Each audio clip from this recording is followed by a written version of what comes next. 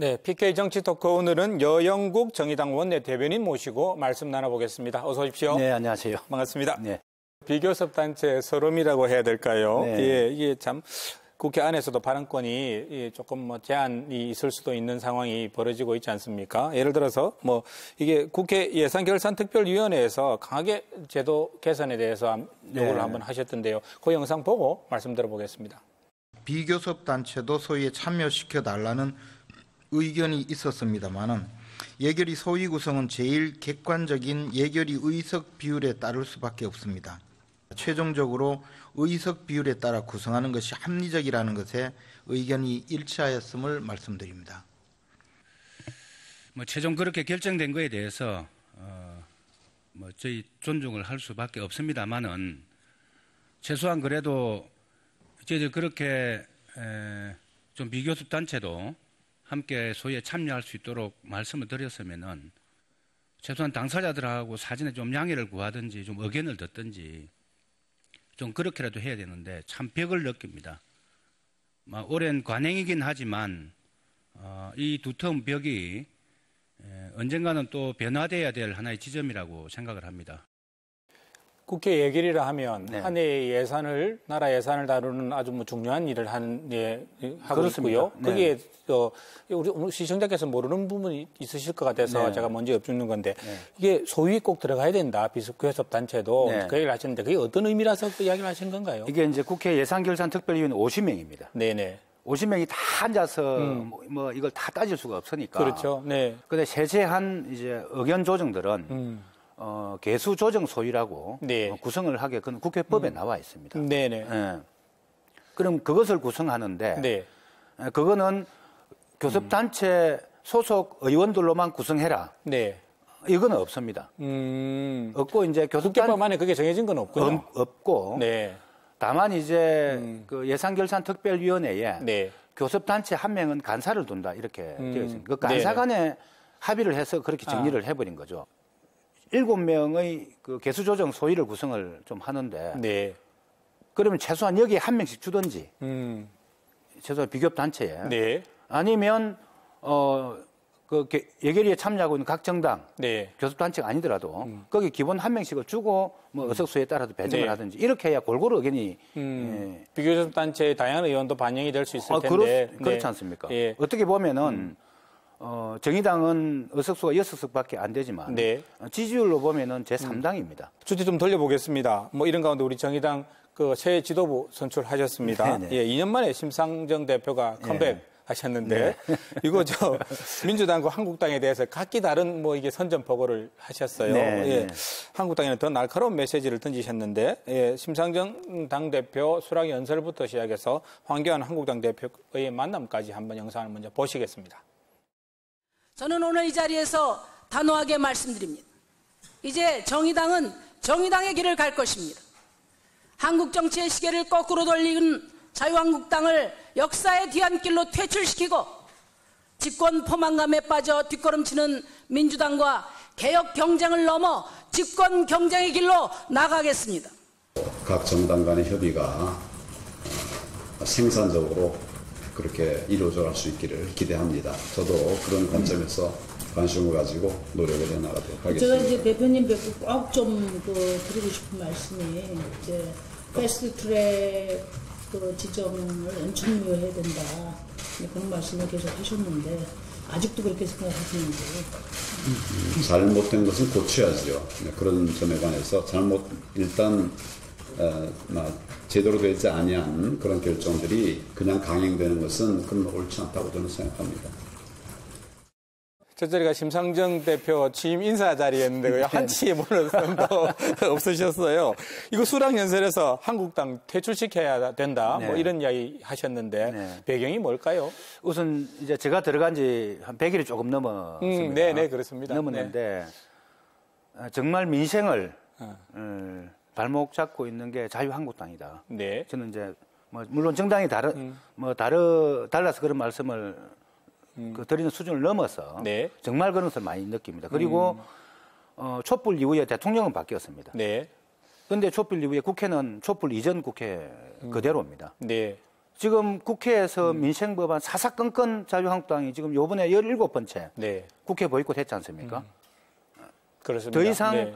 제1야당을 교체하지 않고는 네. 더 이상 대한민국이 개혁의 길로는 네. 한 발짝 더 나아갈 수 없다.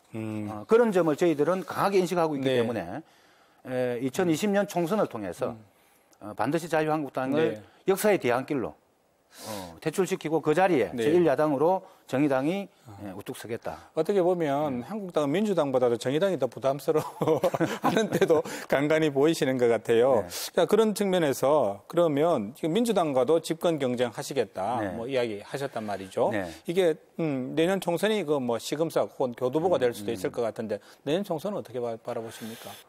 대한민국 정치의 새로운 희망을 네. 만들어 가야 된다는 국민적 갈망이 좀 강하다고 생각을 좀 하기 때문에 네.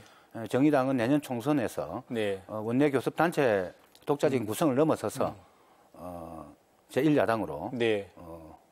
우뚝 설 거다 이렇게 전망을 하고 있습니다. 하여튼 저 높은 고지를 바라보고 계신데 네. 일단 뭐 현실은 그렇게 녹록해 보이지는 않습니다. 그렇습니다. 예, 지금 네. 뭐 저 9개월 정도 남았는데 네. 당장 창원 성산 같은 경우도 네. 지금 뭐 진보 단일화 문제가 다시 불거지실 텐데 예, 이런 문제에 대한 고민들도 있어야겠죠. 우선 뭐 정치란 것은 자기 독자성을 네, 가지면서 또 한편 또 공동의 목표로 해서 연대를 하기도 하고 네. 이렇게 하는데 그동안 저희들이 이제 워낙 자유한국당이 개혁의 발목을 많이 잡으니까 네. 사실 집권당하고 좀 연대의 측면이 좀 강조되었던 건 사실입니다. 사실인데 네, 이제는 내년 총선을 앞두고 이제는 집권당하고도 경쟁을 해야 돼. 네. 그런 거기 때문에 정의당의 정체성, 정의당의 색깔을 분명히 해서 대한민국 불평등 사회를 네. 넘어서겠다는 그 비전과 전략을 국민들이 제시해서 뭐 독자적 판단을 네. 국민들로부터 심판을 지지를 받을 그런 생각입니다. 지난해 7월 23일로 기억하고 있습니다. 고 네. 노회찬 전 의원의 서거 일주기가 이제 눈앞으로 다가왔는데 이야기는 좀 짚어봐야 될 것 같습니다. 우리 지역에 또 그 지역구를 또 물려받으셨고요. 네, 네. 네, 우리 지역에 우리 노회찬 전 의원께서 남긴 숙제. 다들 이구동성으로 네. 노회찬이 남긴 과제 중에 노회찬 의원이 이런 말씀했지 않습니까? 악마에게 영혼을 팔더라도 네. 반드시 연동형 비례대표제 정치개혁은 반드시 이루어내겠다는 네. 말씀을 하실 정도로 굉장히 어떤 본인이 진보 정치를 해오는 평생에 네. 어떤 가업으로 이렇게 생각을 좀 해오셨기 때문에 네. 선거제도 개혁을 중심으로 한 정치개혁을 완성시키는 것 네. 그리고 또 노회찬 의원께서 주로 법제사법위원회 활동을 네. 쭉 하시면서 검찰개혁 법원 개혁을 많이 좀 주장을 좀 그렇습니다. 해오셨고 네.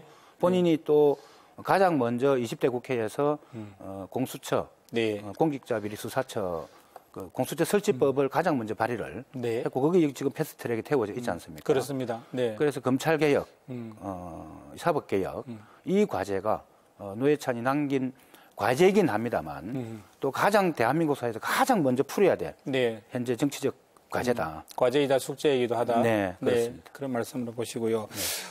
자유한국당에 대한 우리 또 정의당의 입장 이야기 들어보고 있는 중입니다. 예. 자유한국당 경남도당 주로 이런 이야기 많이 하십니다. 지금 정부의 탈원전 정책으로 가뜩이나 어려운 창원경제, 두산중공업을 중심으로 한 창원경제가 더 어려워지고 있다. 탈원전 정책에 반환선언 방향 선회해야 된다. 이렇게 주장하고 있단 말이죠. 네네. 이 부분에 대해서 정의당은 어떤 입장이신가요? 탈원전 정책으로 인해서 어려운 건 사실입니다. 네. 그러나 저희들이 이제 계속 주장하는 것은 그 정부의 정책 전환으로 인해서 생긴 문제인 만큼 네. 정부가 그만큼 책임을 지고 경영의 어려움, 네. 노동자들 고용의 어려움을 함께 좀 책임을 져야 된다. 네. 이런 주장을 저희들은 좀 계속 하고 있고요. 네. 그리고 이제 새로운 그 에너지 산업, 예를 들면 가스 터빈이라든지 네. 또 풍력 발전이라든지 대체 에너지 산업. 대체 네. 에너지 산업으로 두산중공업이 다시 네. 좀 궤도에 올라설 수 있도록 정부의 뭐 R&D 지원이라든지 네. 여러 정책 지원을 좀 많이 해서 네. 이 어려움을 함께 극복할 수 있도록 해야 된다. 네. 저희들이 현재 그렇게 주장을 하고 있는데 이게 제가 이제 올라가서 그 정부 관계자도 불러서 네. 탈원전 정책 물어봤습니다. 이게 만약에 다음 정권이 바뀌어가지고 정권이 바뀌면은 탈원전 정책 폐기가 가능하자 하니까 네. 이미 이제 불가능한 상태입니다. 흐름이 그렇게 각버렸기 때문에 이미 네. 이제 원전을 짓고자 하는 동해안 지역에 여러 네. 가지 지질 조사는 했지 않습니까? 네네. 그래서 거기는 원전을 더 이상 지어서는 안 된다. 네. 이게 이제 결론이 좀 내려져 있기 때문에 지질적, 안전적 이런 측면에서도 그렇습니다. 그렇다는 말씀이네요. 네. 있기 때문에 이제 더 이상 탈원전 정책은 정권이 바뀌어도 추진하기가 폐기되기가 폐기되기는 어렵습니다는 이야기였습니다. 그래서 저는 자유한국당이 자꾸 좀 너무 좀 무책임하게 이걸 좀 정치 공세식으로 이렇게 하는 건 오히려 그 사람들에게 두산중공업이나 그런 분들에게 희망 고문을 하는 것밖에 안 된다. 그래서 우리 좀 더 현실적 대안을 함께 머리를 맞대고 모색하는 게 좀 그런 분들을 위한 정책이기도 하다 생각합니다. 실질적인 방안이 돼야 된다, 나와야 된다. 네, 그렇습니다. 말씀이고요. 이 이야기도 또 여쭤봐야 될 것 같습니다. 2020년 최저임금이 8,590원으로 일단은 지금 나오고 있습니다. 이야기가. 이거 뭐 관련해서 최저임금을 너무 급격히 올려서 지금 뭐 창원 경제가 더 휘청거리는 주요 원인이 되고 있다라는 또 한국당의 주장이 있습니다. 이 부분에 대해서는 어떻게 생각하십니까? 이 최저임금 문제는 경제적 문제가 아니고 사회정책의 문제입니다. 바로 가장 밑바닥에 있는 우리 국민들, 또 그분들의 인권의 문제입니다. 그렇게 접근을 해서 저희들은 최저임금 문제를 바라봤는데 이게 어느 순간 경제적 문제로 둔갑이 되어 있습니다. 마치 소득주도 성장의 큰 축이 최저임금처럼 이렇게 하는데 저는 이제 그렇게 바라보고 이 경제의 어려움을 가장 하층에 있는 노동자들에게 특히 최저임금 그 수혜를 받고 있는 노동자들에게 그 책임을 뒤집어 씌우는 거는 경제대국 10이라고 이야기하는 대한민국에서 그 기득권 경제 세력들이 정말 부끄러워해야 된다. 창피한 일이다. 저는 이렇게 생각을 합니다. 이 세정금 크기가 문제가 아니라 왜 가장 하층에 있는 분들한테 경제적 책임을 경제적 어려움에 모든 책임을 그분들한테 다 떠넘기냐. 세상에 이런 경우가 어디 있습니까? 저는 그런 점에서 정부도 최저임금을 뭐 경제정책이든 사회정책이든 올렸으면은 그것을 뒷받침할 수 있는 당연히 중소기업은 최저임금 올라가면은 여력이 없죠. 부담이 힘들 수밖에 없죠. 그 부분을 인정할 수밖에 없는 부분이고. 그러면 지금까지 우리 경제의 가장 고질적인 문제가 뭡니까? 원청. 원청 대기업들의 그 단가 후려치기 갑질 문제 때문에 계속 제품 단가는 내려가고 자재값은 올라가고 인건비 올라가고 이 어려움을 호소해온 지가 지금 한두 해가 아니란 말이죠. 이 잘못된 경제 구조부터 바로 잡으면서 그런 중소기업들의 좀 어려움 사정을 좀 해결을 하면서 가야 되는데 이 문제가 전혀 해결 안 되니까 당연히 마치 이제 눈에 보이기에는 최저임금이 마치 우리 경제를 어렵게 만드는 주적인 것처럼 이렇게 보일 수밖에 없는 거죠. 저는 그런 점에서 최저임금 정책에 그걸 둘러싸고 이게 어떤 경제적 어려움의 모든 책임이 최저임금처럼 하는 거는 이건 착시 현상이고 이건 굉장히 잘못된 진단이다. 그러니까 이게 진단이 잘못되니까 해법도 뭡니까? 최저임금 인상을 억제시키는 것. 이를테면 원청과 하청의 잘못된 구조부터 개선해 나가면서 최저임금도 인상도 병행해 나가야 되는데 그런 부분을 제대로 못한 정부의 책임도 있고 그렇습니다. 그리고 이걸 뻔히 알면서도 최저임금 인상이 마치 우리 경제 어려움의 주범인 것처럼 주장하는 한국당도 문제가 있다. 그렇습니다. 이런 말씀으로 이해를 하겠습니다. 마지막 주제로 좀 넘어가야 될 것 같은데 짧은 시간 동안 뭐 워낙 여러 가지 여쭤봐야 돼서 그렇습니다. 이해해 주십시오. 지금 패스트트랙 처리 과정에서 국회 선진화법 위반으로 지금 109명의 국회의원들이 지금 고소 고발이 돼 있고요. 정의당 윤서아 의원이 16일 날 경찰에 출석을 했습니다. 하셨고요. 정의당은 지금 그러면 다 지금 경찰이 소환하면 출석한다는 계획이시죠? 그렇습니다. 의원님도 지금 명단에 이름이 올라가 계시지 않습니까? 일단은 경찰의 소환장이 오시면 출석하실 생각이십니까? 저도 개인적으로는 빨리 소환장을 보내라.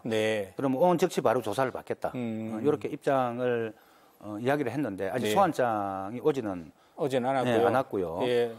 국회의원이라고 거기 본이든 사실은 지금 경남 지역 여러 의원들이 한국당 의원들이 지금 고소 고발이 돼 있는 상태입니다. 지금 아무도 아마 안 나가실 것 같고 여상규 의원부터 시작해서 여러 의원들이 지금 이름이 올라 있는데 안 나가고 있는데 이분들에 대해서는 어떻게 보십니까? 이게 이제 그분들이 참 이 문제를 너무 가볍게 보는 것 같은데 실제로 주변에서는 굉장히 크게 보고 있습니다. 이게 패스트트랙 그 과정에서 국회 선진화법을 회의를 방해를 한 거란 말이죠. 물리적 힘으로 또 폭력으로 굉장히 제가 중하기 때문에 피선거법까지도 박탈당할 수 있는 뭐 이런 거기 때문에 그걸 본인들이 너무 잘 압니다. 너무 잘 아니까 나경원 대표가 야당 탄압이다. 네. 어쩌다 하면서 계속 지금 목청을 높이고 있는데 사실은 저 속으로는 떨고 있다 이렇게 보고 있습니다. 네. 그래서 국회의원이라고 네. 자신이 한 행위에 대해서는 어떤 비켜갈 수 없다. 대한민국 법에는 뭐 자유한국당이라고 예외를 하는 법도 없고 또 국회의원이라고 법을 위반해서 그걸 면책받을 수 있는 특권도 어디 법에 없습니다. 없기 때문에 뒤에 처벌을 받더라도 네. 당당하게 조사를 받는 게 맞다 생각하고 저희 정의당은 그런 입장입니다. 바쁜 시간 내서 함께 해주셔서 대단히 고맙습니다. 예, 고맙습니다.